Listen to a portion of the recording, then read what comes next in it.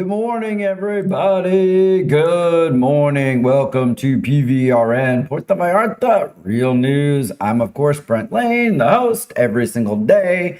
Thank you so much for joining again. Let's get the basics out of the way. It is May 21st. God, it's almost June. It's crazy. It's 10 a.m. Puerto Vallarta time, and it's lovely outside. Let's have a look outside really quick. Wispy clouds, getting a little more overcast now, but it looks like it's going to be another amazing day right here in paradise.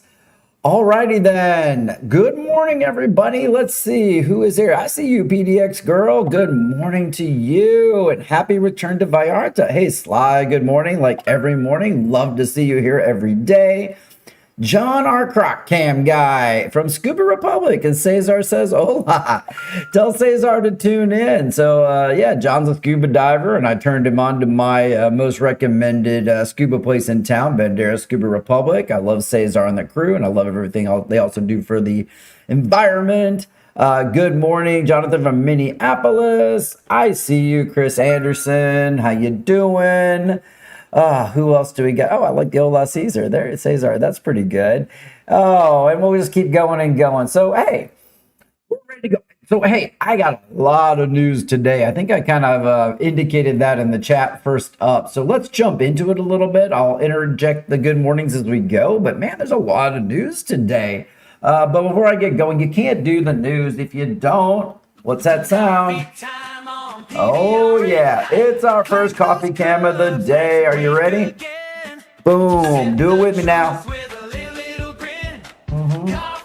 In my asphalt radio cup. It's fun. All right. Let's jump into news. We got a lot going on, like I said. So, first of all, shout out to my neighbors of the studio here. Had a lovely dinner last night at Florio's, which is a great place. They don't pay me to say that in any way, shape, or form, but they're running a lot of really great specials over low season. They chatted with me about it for a bit. So really had a nice dinner with them last night. So big shout out to Dwight and Katie. Loved seeing you guys last night. I got to hear about your pending remodel, which may or may not change the time of the show for a little while since it's really close to the studio. But you know what? That's awesome. I love that they're doing that. I'm a huge supporter. We did the same. Hey, Lori, good to see you. Good morning to you. Thank you for joining. All right, what else is going on? Yeah, we might be having an early show, like 8:30 a.m. for about 2 to 3 months. We'll see how it goes. So like I said, if you're used to saying good afternoon like Lori does, you might be able to finally say good morning to me in the next few months. We'll see how it goes, but it's all good. Don't forget, today is Pride. Do not forget about that. That's a big event here in Puerto Vallarta. And once again, there's going to be a lot of, don't be sorry. I see you, Katie. No sorries needed. We did a big remodel too. I love that you're on. But in full transparency, the show just might be a little earlier. Maybe it'll stay there. It'll get me done soon. So maybe that'll be a great thing. But do not forget, Pride Parade is today. Have a look at this. There are a bunch of road closures you need to be aware of. So again, you can easily look online. I just translated this to English for you. And so just, keep that in mind today as you head out in your day. It's a big day in PV, and we don't want to get stuck in too much traffic, even for a great cause. And again, Katie, you no need to be sorry at all. Loved having dinner with you last night. All right. Once again, I'll be at Michael Bublé tonight. I'm only saying that for the sheer fact that if you're there, say hi. I'd love to have a beer with you, or a cheers, or a glass of wine. But there's going to be a lot of people there. We're somewhere in the back, but thank you to CPS Media once again for tossing me a ticket. Okay, tomorrow, don't forget, is Casual Friday. I'm going to be covering the full chocolate experience. I did it down at Cacao Magico with Laura, and a bunch of other events coming up in the Wind Festival this weekend. All right. First of all, let's follow up a bit. Probably the most polarizing story yesterday was definitely the Royal Caribbean Perfect Day project. Do you guys remember that story from yesterday? So Royal Caribbean is, once again, just reminding you, following a federal setback, Royal Caribbean has now announced that its proposed Perfect Day Mexico tourism project in Mahual is not dead. The declaration came after Mexico's Secretary of Environment and Natural Resources, which is Semarnat, led by Environmental Secretary Alicia Barcena, announced that the private cruise destination would not be approved. We all know about this yesterday. This federal block included intense public Pressure from the environmental advocacy groups, local residents, and global social media campaigns that raised alarms about the mega project's potential impact to the southern Quintana Roo's fragile ecosystem. Again, the slide I'm showing you here is what it looks like today. I know there's a little quote at the bottom. We'll talk about that in a minute. So President Claudia Sheinbaum also reinforced these environmental concerns, calling for strict reviews due to the area's ecological balance. Okay, so that was yesterday. Remember, we talked about that yesterday. Everybody jumped in on that. Now, despite the definitive rejection of the project as originally presented, Royal Caribbean expressed disappointment but maintained that it respects the role of Mexican environmental authorities. Audie Adler Brotman, president of Royal Caribbean Mexico, strongly pushed back against the detached nature of the online opposition. And I will throw this up on the big screen for you. Let me bring this up for you. Boom. Here we go. So, yeah, there's this quote right there, and I'll read it to you. It's very sad to see that the fate of a community that has been forgotten for so many years is being decided on social media thousands of kilometers away when the people attacking the project don't even know it. Many of them, I think, couldn't even point to Mahahual on the map. Ooh, okay. Big words for a project that's supposed to look like that when it's done. All right. Refusing to treat the federal decision as the absolute end of the development, the cruise line intends to keep the project alive by seeking to reopen dialogue with the federal authorities, local stakeholders, and community groups in the coming weeks to adjust plans towards environmental infrastructure, local jobs, and shared prosperity, quote unquote. Wow. Okay. So that's the response from Royal Caribbean. Let's see where this goes. I'll definitely be following this story. And I see a message to me that said, didn't I talk about this yesterday? Absolutely. But today's the follow-up. So that was the response from Royal Caribbean. Yesterday's story was 100% that it was canceled. Today, Royal Caribbean says, oh, mon frere, not so fast. We still want to go forward, and we're still debating, and it's not over till it's over. Okay? So that's where we are now. Should the government come back? Are there being any other changes? I will update you on that story as well. Again, I brought you the follow-up because that was a pretty polarizing story yesterday, for sure. Okay, next up, here's another story that was pretty well spoken about yesterday.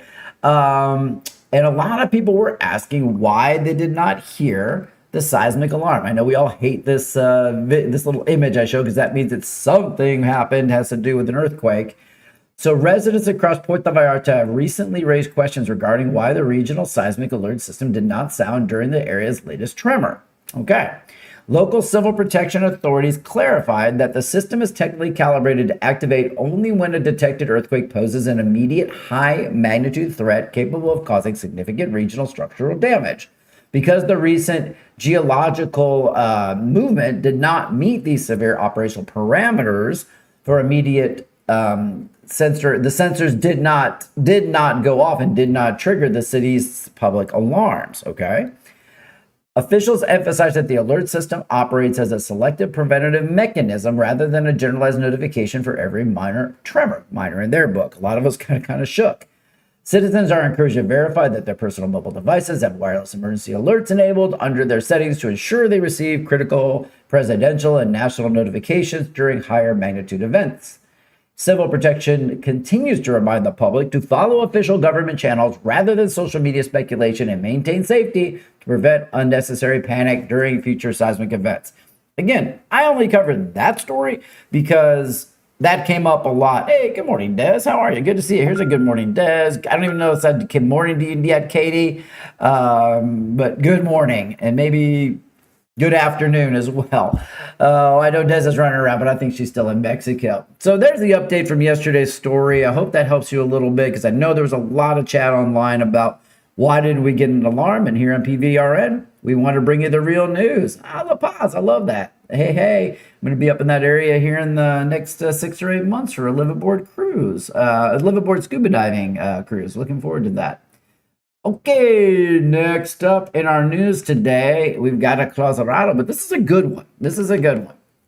So, Mexico's federal attorney for environmental protection, known as Profeca, has issued a total temporary closure of 2 commercial, what are being called brickworks, operating in Puerto Vallarta. The emergency intervention follows an official inspection on May 12th, which uncovered major unauthorized land use changes, clearing of native vegetation, and extensive soil dumping across roughly 5.3 hectares of fragile tropical forest. All right, somebody out there, convert my hectares to acres. Let me know what the heck that is. I don't know what a hectare is. I'm sorry. Or hectare. I'm not sure I'm saying it right. Okay, but that's not the important part. The illegal operations directly encroach upon an intermittent stream and the highly critical nesting grounds of the Vallarta mud turtle. Hey, get out of there. The critically endangered species micro-endemic, who are micro-endemic. I don't even know what that means. That's a Laura word. To the region. The enforcement action follows a major formal complaint lodged by the environmental group Students Conserving Nature, which warned that the illegal trafficking and habitat destruction have left only about 300 of these protective turtles remaining in the wild. Because the operators completely failed to present the mandatory environmental impact authorizations, when have we heard that before? Semarnat Profeca halted all activities to prevent further ecological damage. Now, in response to the crisis, the University Center of the Coast has announced it will step up its local conservation program, collaborating with authorities to safely reintegrate rescued specimens back into the protected zones. So get your permits, stop messing with the turtles, and I'm really glad our government jumps in on that. I'm going to give them a coffee time good morning on that one. Let's do it. All right, here's to you, government of Mexico and Profeco, for protecting our turtles and our wildlife. Love it. Hopefully you cheers with me on that one. All right. On a busy day in the news. Whoa, what happened there? Okay. Oh, here we go. Whoop, there we go. All righty there. So again, controlling everything myself over here. All right. If you went to Un Irse yesterday, now y'all know Un Irse, you know what that is, right? So that's kind of like the Department of Motor Vehicles for Mexico. Okay. So it's announced that it's going to fully resume normal public hours and operations today. The facility experienced a major breakdown in its centralized air conditioning system, causing significant discomfort and scheduling disruptions earlier in the week. And I don't know if you were out there and you cooked in there, definitely let me know. Hey, Katie Smith, 1676. Good morning. There's a lot of Katie Smiths on there. Despite the ongoing repair efforts to completely fix the heavy cooling infrastructure, regional administrators confirmed that the staff is prepared to handle all public procedures and standard appointments without further service cuts.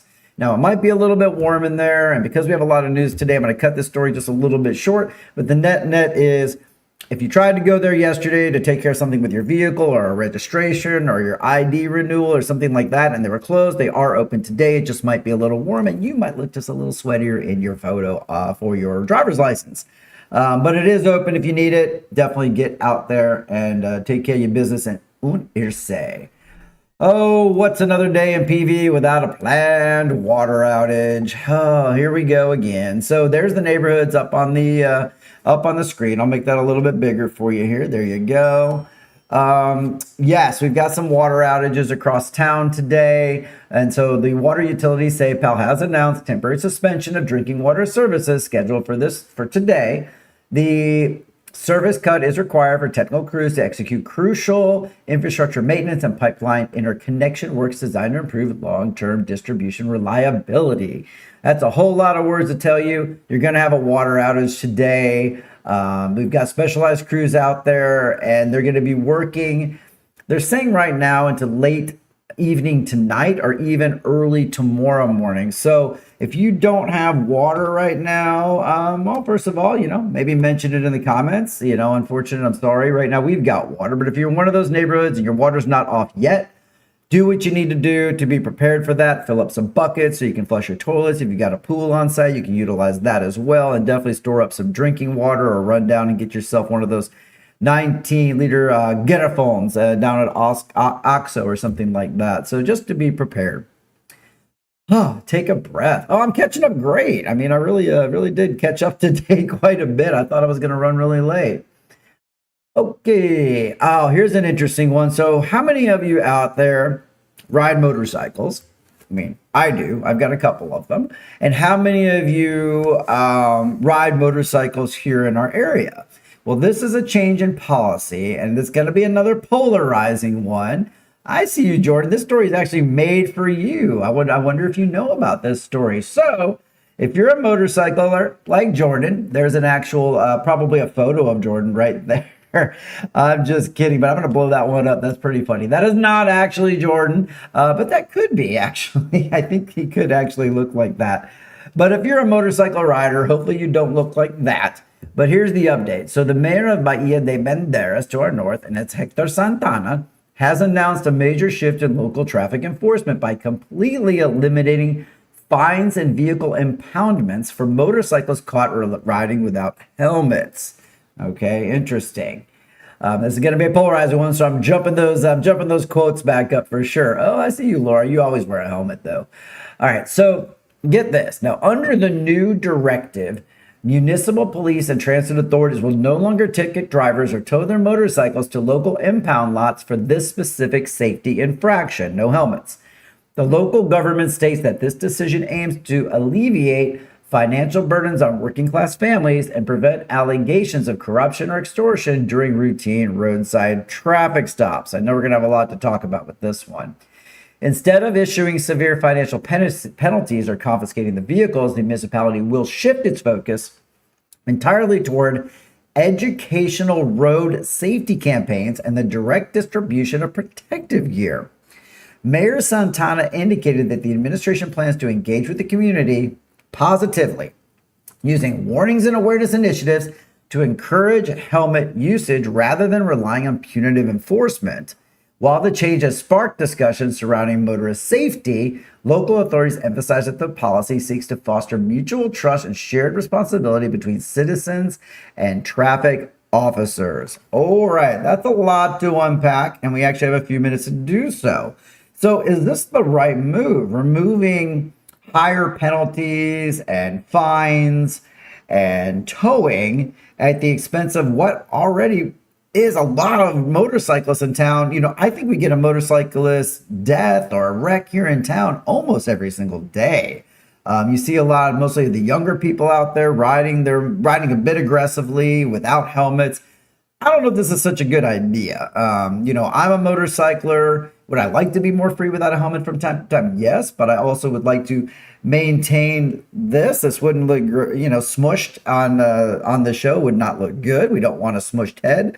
So in all seriousness, I'd love to know where you stand on this. Definitely jump in and join in on the comments here. But also, if you're watching the replay of us, I'd love to see your comments below the show. I'm going to definitely stay on top of those and respond to them. But this is a polarizing one. Maybe it doesn't matter to you because you don't ride a motorcycle, but you might have some opinions about their lives and you know, if this is a good move or not. And Hector Santana is the mayor that also had such I think the second highest favorability rate across all of Mexico. We reported on that not that long ago. So I don't know if this would even increase that or decrease that.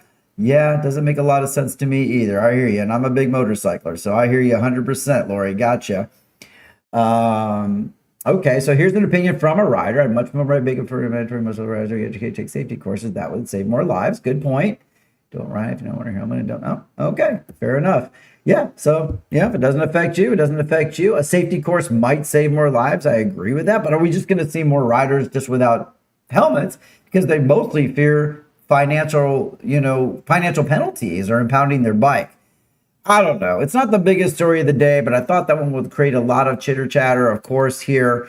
I think the biggest story of the day is definitely the Pride Parade's a big deal today, clearly here in town. I think the response from Royal Caribbean's Mexico director is very interesting.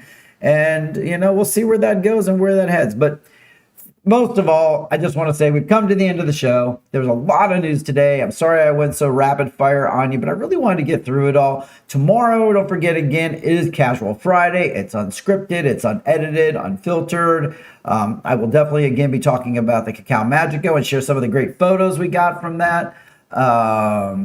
And any of the events like the Wind Festival, maybe with the Anderson Report back in town, they'll shoot me a little something. But I think we're going to have a good, busy, interactive day tomorrow. So I can't wait to see you here for it, which is one of my favorite days of the week. Yeah, okay, fair enough. All right, hey, somebody said coffee cheers, so I'm going to give you one last coffee cheer, everybody. Let's do it. Cheers to you. Till Friday. Had a great show with you guys today. I love the interaction. Thank you so much. Have a great day. And thank you for joining in. And hey, hang in there for a couple seconds. Support my sponsors. See you tomorrow, y'all.